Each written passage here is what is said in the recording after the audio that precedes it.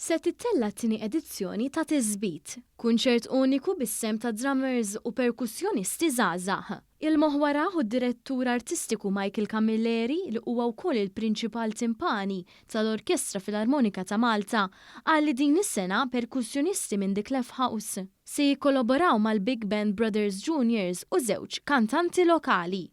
Ħajkolli preċiżament 14 il-drummer fuq l-istage li naħseb kien qatt ma rajna da tip ta' kunċert ġewwa Għawdex fejn dawn l-14 il-żagħżugħ u żagħżugħa għax għandi n-nisa wkoll għandi l-girls ħajqegħdin jikkolaboraw mal-Big Band Brothers Juniors kif ukoll mal-kantanti Megan May u Hannah Tewma. Il-Ministru għal Għawdex Clint Camilleri qal li dan il-kunċert se jagħti pjattaforma liż-żgħażagħ biex juru it-talent tagħhom waqt li jikkolaboraw ma' artisti żgħażagħ oħrajn.